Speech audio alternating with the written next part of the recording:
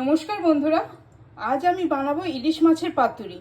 তার জন্য নিয়েছি 4 পিস ইলিশ মাছ, কিছুটা নারকেল কুড়িয়ে নিয়েছি, কাঁচা লঙ্কা নিয়েছি, 2 রকম সর্ষে, পোস্ত, আর নিয়েছি নুন, হলুদ, তেল।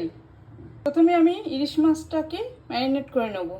হলুদ দিলাম, নুন দিলাম।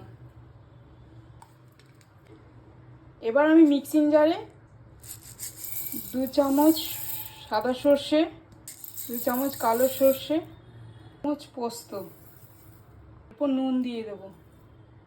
এটা প্রথমে শুকনো ডাস্ট করে নেব। ডাস্ট করা হয়ে গেছে। দিয়ে দেবো 2টো কাঁচা লঙ্কা, দিয়ে দেবো নারকেল কোড়া, সামান্য একটু জল দেবো। বাটা আমার হয়ে গেছে। বাটা মশলাটা মাছের মধ্যে দিয়ে দেবো।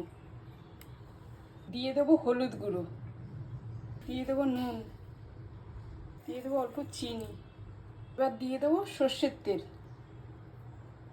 ইলিশ মাছটাকে ভালো করে মাখিয়ে নেব।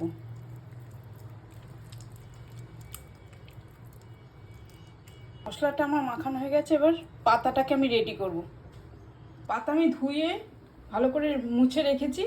এবার একটু সেঁকে নেব।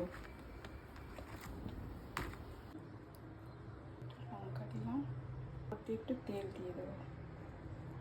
এটাকে মুড়িয়ে দেব। সুতো দিয়ে আমি ভেদে দিয়েছি। কমপ্লিট করছি আমি। 4টে আমার ভালো করে বাঁধা হয়ে গেছে। একটা ফ্রাইং প্যান বসিয়ে দিয়েছি। এবার একটু হালকা করে তেল দিয়ে দেব। তেলটাকে ব্রাশ করে দিচ্ছি। তেল গরম হয়ে গেছে। এবার এগুলোকে বসিয়ে দিচ্ছি। এবার ঢাকা দিয়ে দেবো। হালকা আছে 15 থেকে 20 মিনিট হবে।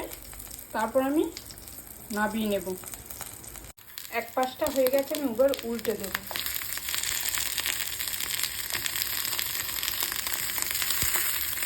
আর একবার উল্টে দেবো। ইলিশ পাতুরি হয়ে গেছে। এবার আমি উঠিয়ে নেব।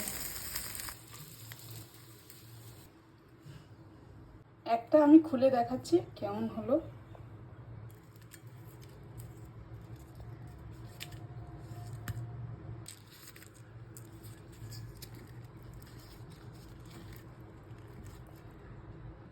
কমপ্লিট হয়ে গেছে। গরম গরম ভাতের সাথে পরিবেশন করব। নমস্কার।